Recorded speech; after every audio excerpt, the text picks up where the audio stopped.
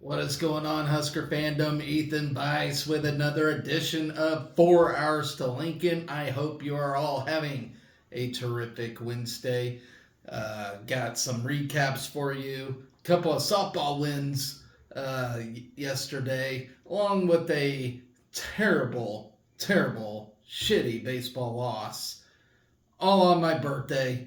I got some previews for you as well. Women's tennis advances in the Big Ten tournament, so that's really awesome. Got that going for us. Let's get started. Let's start with that baseball loss against KU yesterday. That was really icky. I did not like that one bit. We lost to the Blue Chickens, and it's just not good. You just don't lose to the Blue freaking Chickens in anything. So let's talk about it. They could not climb out of an early 4-run deficit. That's what really screwed us. I don't like to blame one player, but Drew Christo had a terrible start to this game.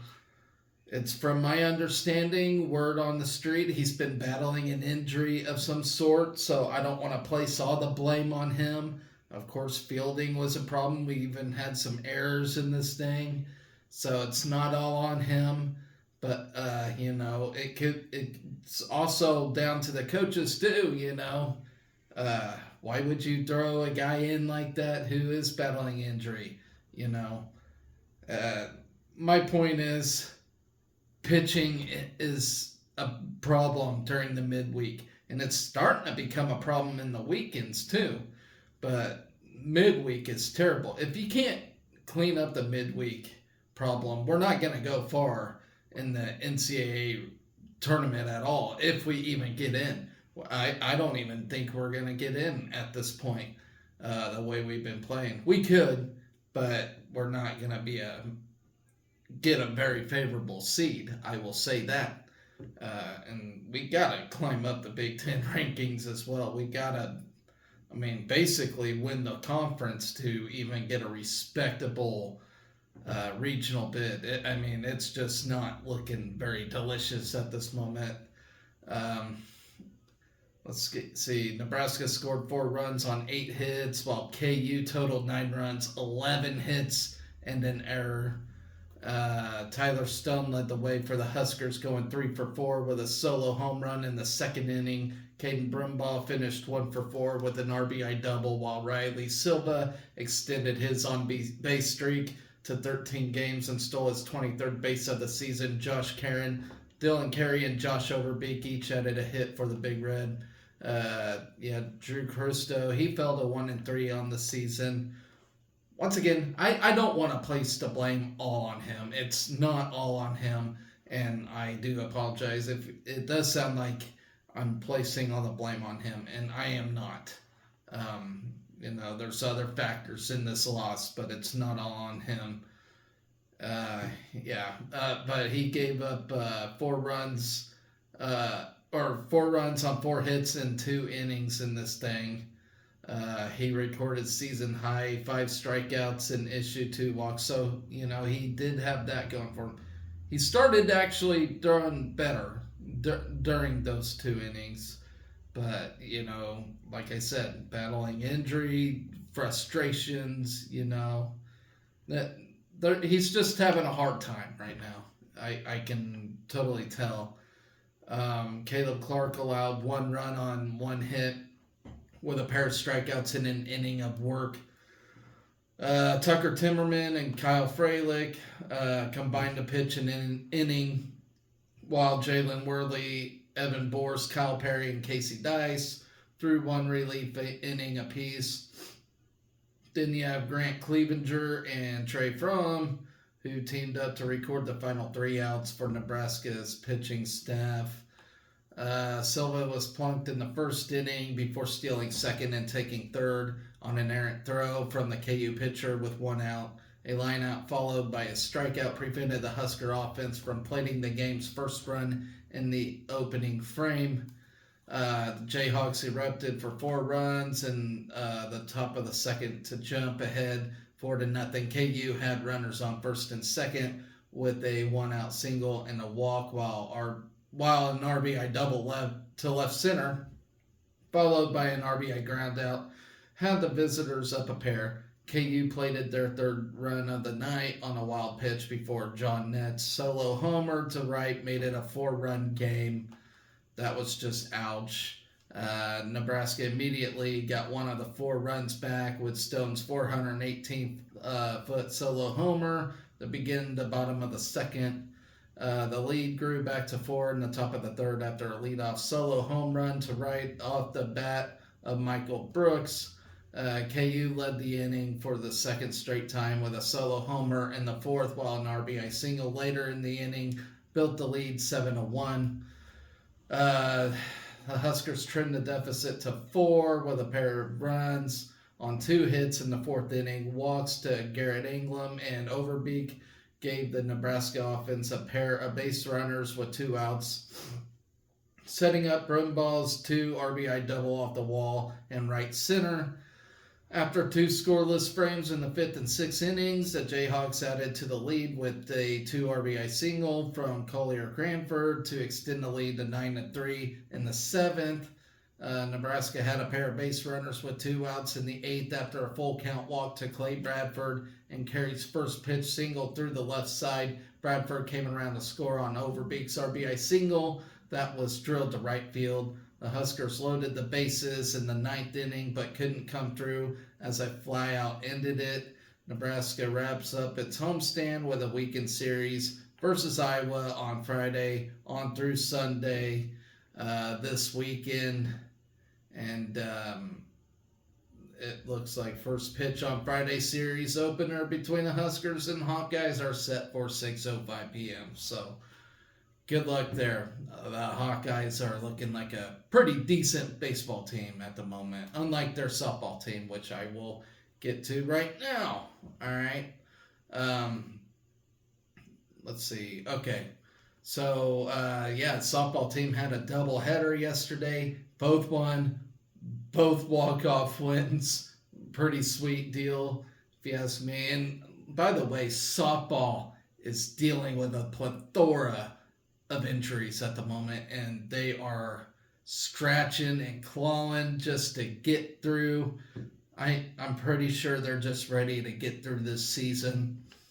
It's they're having a hard time, I will say that. But they got 2 wins against Iowa, a rival.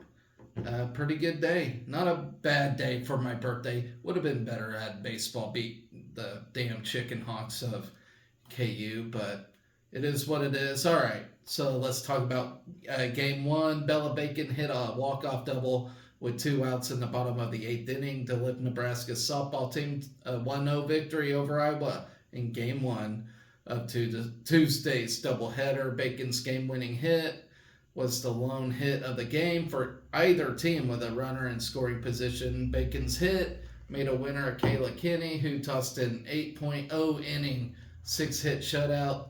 Kinney tossed a first extra inning shutout of her career and her first shutout this season. So she had a Jordy Ball-esque game there. Okay, offensively, Bacon drove in the game's lone run and finished 1 for 4 with her clutch double.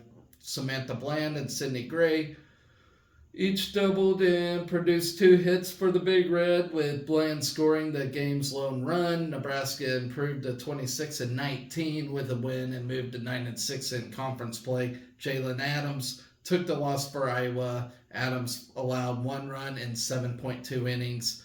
The game's first scoring threat came in the top of the third when Iowa had runners at first and third with 2 outs, but Kinney escaped the jam with a strikeout. All right, in the bottom of the 4th, Nebraska loaded the bases with 2 outs.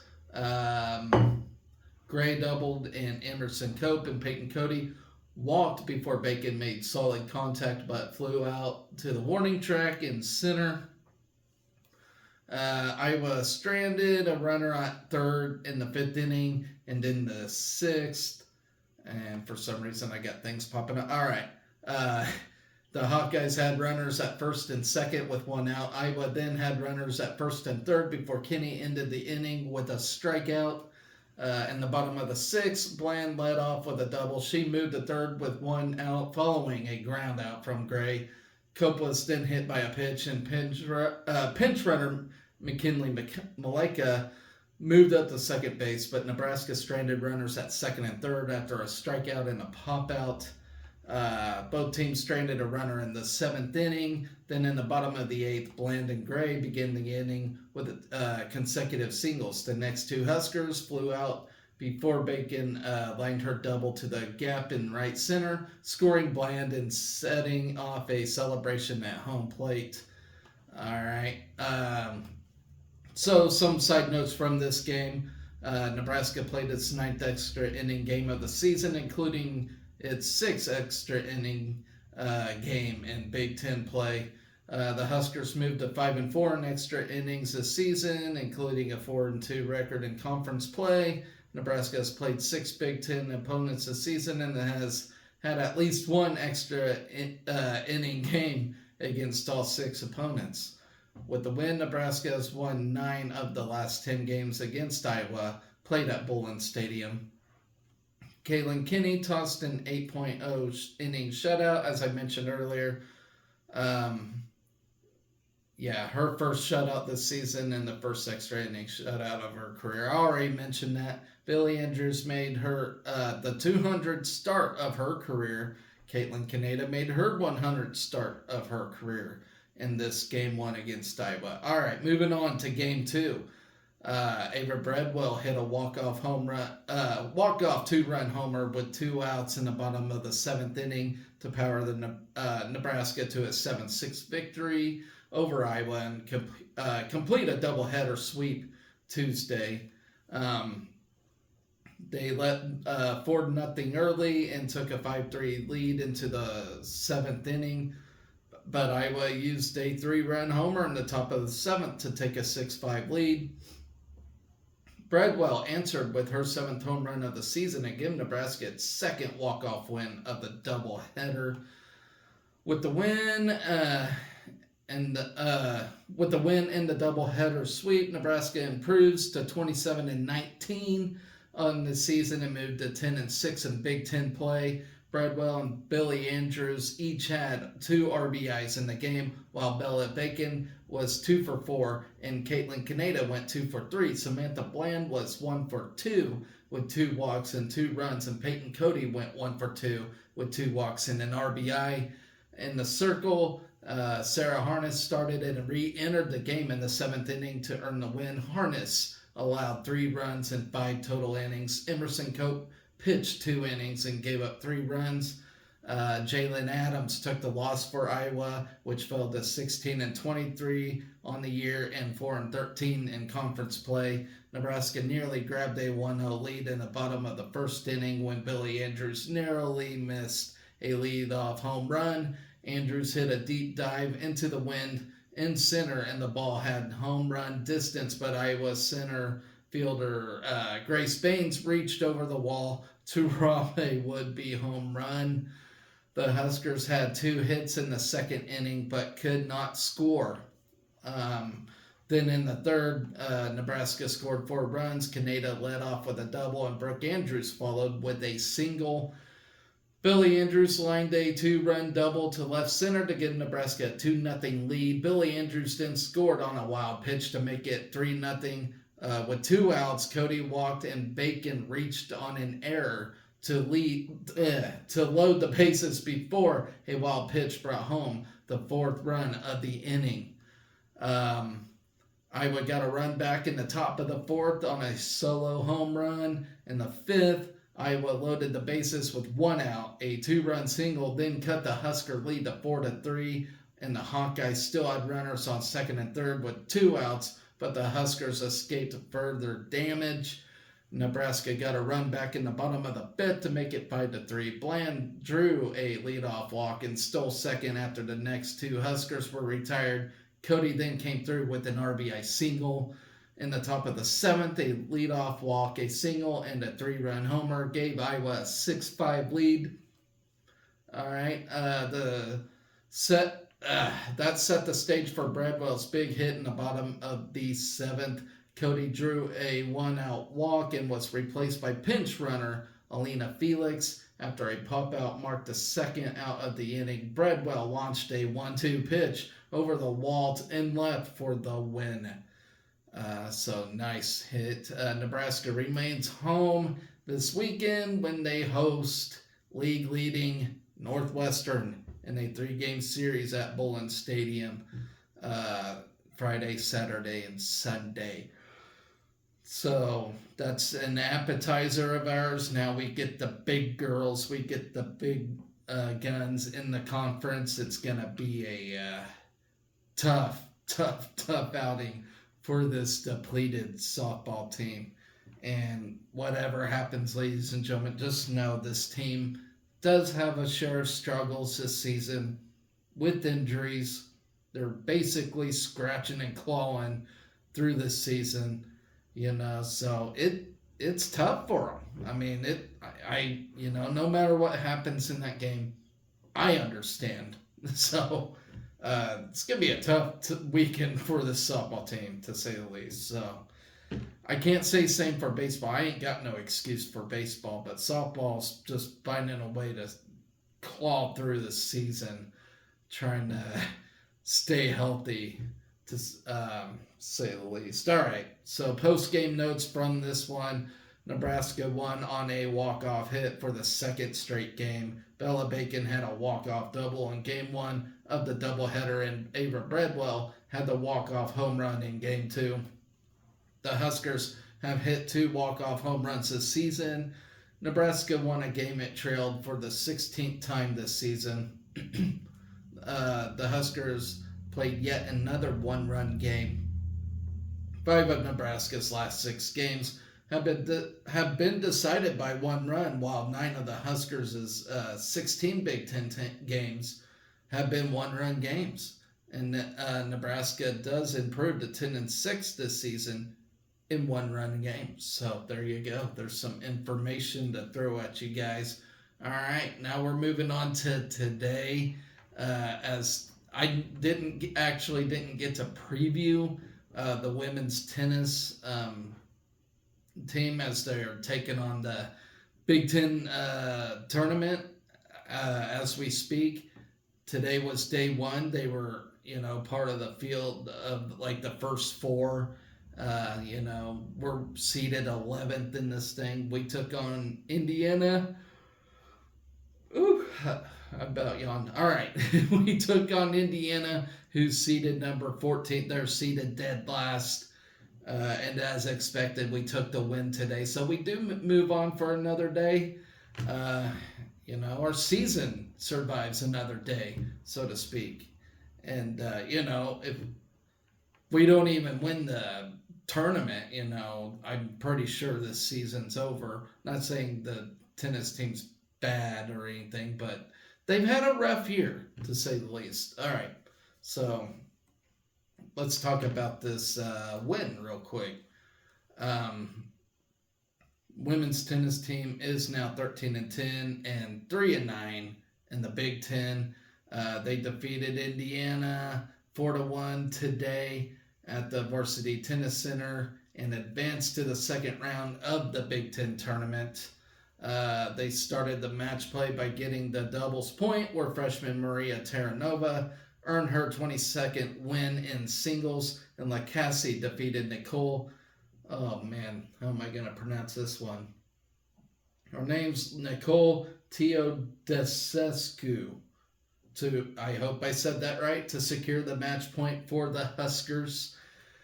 The Huskers started with a court 1 victory in doubles as Rafael Lacassie and Maja Petrowicz defeated Lee Hsin Lin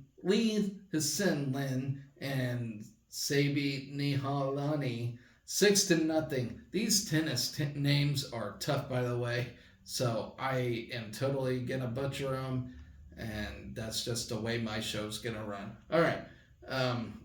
Another victory followed on court 3 for the Huskers when Isabel Androver Gallego and Lucy Lloyd defeated Nicole and, and Elizabeth Dunock at 6-3 at the number 2 spot. Anna Zamburek and Anfisa Danilchenko's match against Lene Marie Hobda and Sarah Lallier was left unfinished at 5-3. All right. Moving on to singles, Terranova bested Magdalena. Holy shit. Okay, Magdalena Swierzinska, 6-2, 6-1. With this win, Terranova's record improves to 22-6, making her the winningest freshman in school history on court 2. And Fisa Danilchenko won against Elizabeth Dunock, 6-3, 6-3.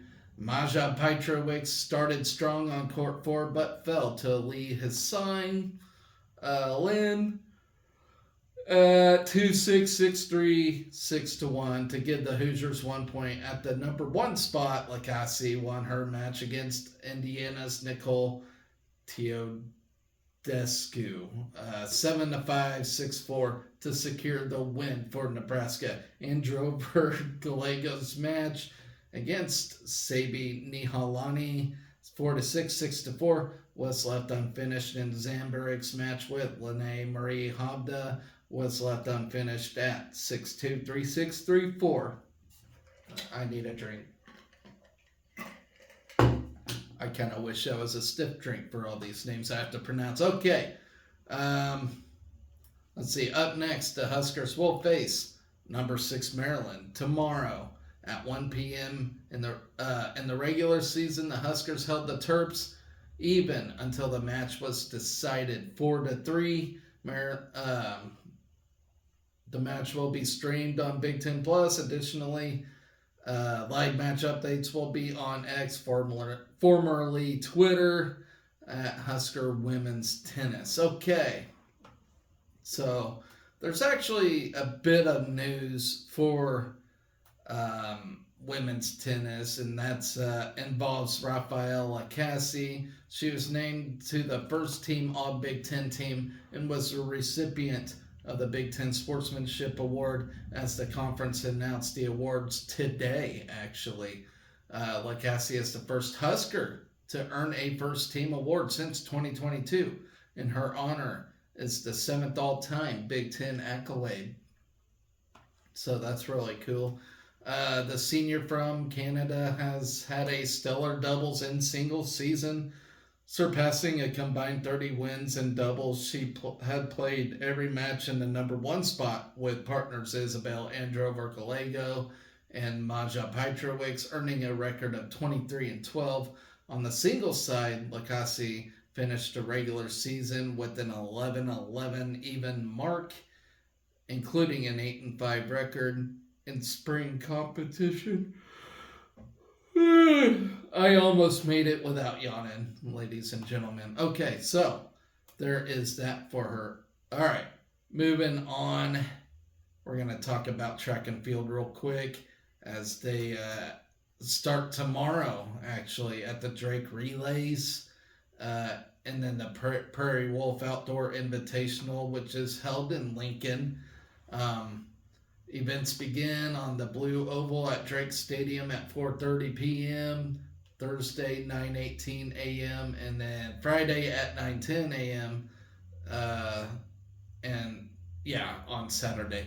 The Prairie Wolf Invitational is a one-day meet on which is tomorrow starting at noon. So there is that. Nebraska has 16 athletes that currently rank inside the top 20 of the NCAA in their respective events. So that's really cool. Rima Odobor in javelin. She's probably our most gifted athlete.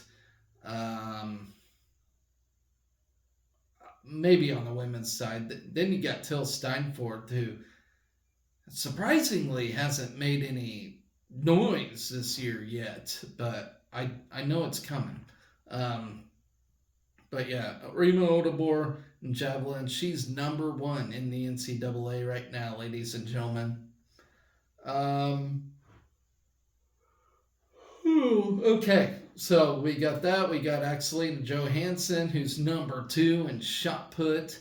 Rihanna Phipps, number 5 in triple jump. Ashley McElmurray, who's tied for 7th at triple jump. Anika Sarah, she's number 11 in javelin. Mine de Klerk, number 12 in shot put. Mirta Kolizik in javelin, number 13. Manuela Casati in javelin, she's number 14. Amelia Flint, number 19 in shot put. Darius Love, number 8 in the 110-meter hurdles. Terrell Wilson, this is the men, by the way. I switched to the men. Number 10 in the triple jump for Terrell Wilson. Michaela Moore, number 13 in the triple jump. Tyus Wilson, tied for 16th in the high jump. Dash Sermon, I lost him. He's somewhere between 16 and 19. Sorry, I couldn't get that for you. Nico Schultz, number 19 in the 800 meters. And Henry Zimmerman for hammer throw, ranked number 20th at the moment. Huskers in the poll this week. Let's see, they moved up 7 spots in the USTFCCA Week 3 women's rankings, coming in at 4th. That marks the highest team ranking for the women's program since being number 4 in the 2006 final poll. For the week 4 and 5 polls, the women have been ranked 12th in the country. So that is really awesome. They are being noticed and they are being feared by other teams right now. All right.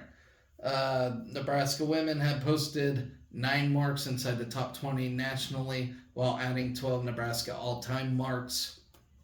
Rima Odobor threw an NCAA leading 191.10 in her javelin season debut at the Gym Click Shootout, while Nico Sarah is 11th with a 177.11. Mirta Kolizik is ranked 13th with a 175.3, and Emanuela Casati is at 14th in the event with a 175 even. Adding to the throw's success, reigning national champion Axelina Johansson has the second best shot put mark on the season after hitting the Olympic standard on Saturday with a 61-9. Mine de Klerk is 12th in the shot put, and Amelia Flint is 19th. In the triple jump, Rihanna Phipps is 5th with a 43.10, and Ashley McElmurray is tied for 7th with a 43.9. In Tuesday's poll, the Husker women were ranked 1st in the Big Ten Conference while being named the top-ranked long jump, shot put, and javelin event squads in the country. They are also number 2 triple jump and number 4 discus groups in the country.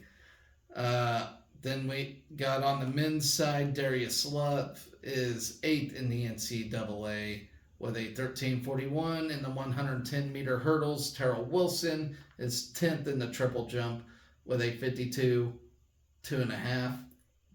Michaela Moore is 13th in the triple jump with a 52.1. Tyus Wilson is tied for 16th in the high jump with a 7.1. Dash Sherman is 18th in the javelin with a 237.11. Nico Schultz is 19th in the 800 meter with a 147.40. And Henry Zimmerman is 20th in the hammer throw with a 223.4. All right. So that does that for track and field. Good luck to them. They're looking really good this year. I am really liking Justin St. Clair as head coach. I think he's going to bring stability back to that track and field program, and all is well there. All right. Moving on to women's golf. My gosh, I'm almost done, ladies and gentlemen. All right. So they don't have a tournament this week, but Kellyanne Strand claimed an individual berth when the field for the 2024 NCAA Women's Golf Regional Championships was announced on Wednesday, which is today. really exciting. I did not think anybody was going to get selected. I knew it was going to be close, but she got it. Strand, a sophomore from Chalice, Idaho, will compete as one of 6 individuals at the Clay Elam Regional at Tumble Creek Club in Washington. And that'll be from May 6th through the 8th. So we still got some time till that event starts. She did close the regular season at number 98 in the scoreboard national rankings. She carries a school record 71-17 stroke average through 29 rounds this season. She owns 8 top 25 finishes on the season, including 4 top 10 showings. She recorded a season best second place finish with a 206 at the Dale McNamara Invitational, which included a season best in the second round in Broken Arrow, Oklahoma. All right, Strand, who tied for 30th at the 2023 NCAA Raleigh Regional after earning second team All Big Ten honors, helped Nebraska to a team regional appearance last year. Nebraska coach Gene Sutherland said Strand had an outstanding sophomore season and earned the honor of representing the Husker program at regionals. NCAA regionals will be held in 6 locations.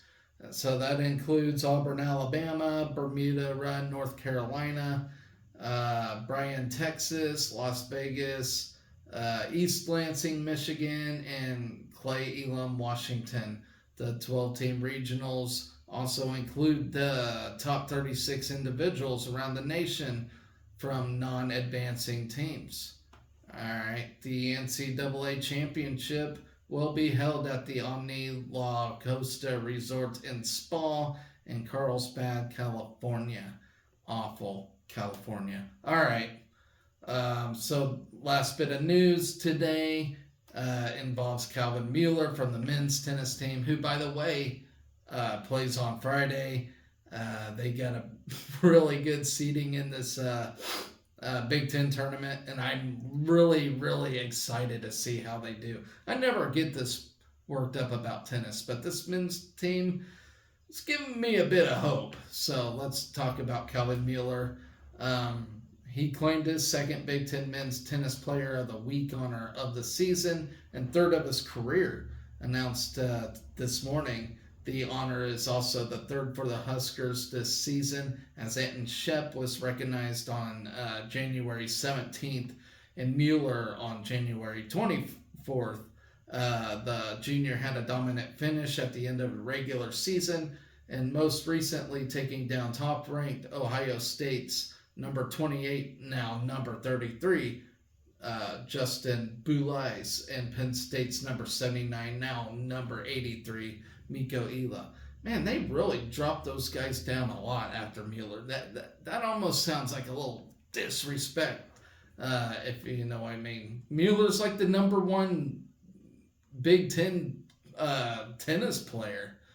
You know, why did they drop down that much?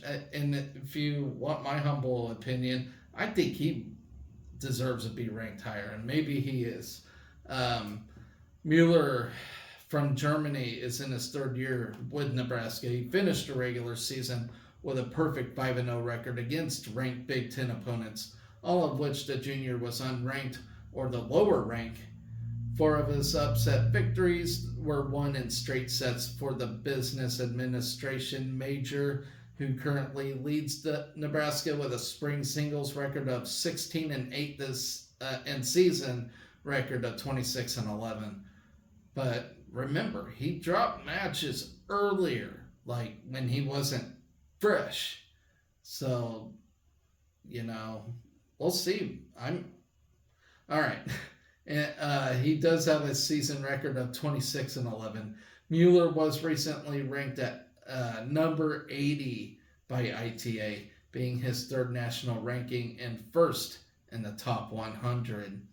All right, Mueller was recognized for his competition in the final weekend of the regular season, where he tallied 2 more ranked conference wins, Mueller defeated number 28, Justin Boulais, with a dominant 6-3, 6-4 victory. The win was one of only 6 over Boulais by anyone this season. Anyone. All right. So it was also the highest ranked opponent Mueller has faced. The win at number 1 singles aided the Huskers in becoming the only team outside top 25 to get a point off a top ranked Ohio State this season. 2 days later, Mueller faced and defeated Penn State's number 79, Miko Ela, 6-4, 3-6, and then 1-0. So this is very telling right now. The 2023 Big Ten individual singles champion frequently plays in the number 1 or number 2 singles position for the Big Red, and after his 26th win, is now tied at number 5 for the program record of wins in a single season. Mueller is the only current Husker to have been named Big Ten Player of the Week twice in a season. Mueller and the Big Red begin postseason play at the Big Ten tournament hosted by Northwestern. The Huskers hold the number 5 seed and will face number 4 Illinois in the quarterfinals on Friday, April 26th. First service set for 11 a.m. And that sucks because I have to work at that time. I would really like to watch that. That would be awesome, but it is what it is. Hopefully we move on to Saturday and I get to watch that then. So there's reason why I'm pretty optimistic right now, and I get Nebraska has no big tennis history whatsoever, but I think we only had like one guy even make like the national finals ever, and that was like in the early 90s, and I already forgot his name, but it was some Asian dude, I think. But this Calvin Mueller guy is really doing some big things, and I think he had relatives that actually played in at Nebraska way back when too. So the Mueller name stands strong when it comes to Husker tennis. So anyways, ladies and gentlemen, that is going to be it for my show today. Like I said, we got a big day tomorrow as women's tennis takes on Maryland, and track and field starts their Drake relays, and then the Prairie Wolf Outdoor Invitational, which is a one-day meet.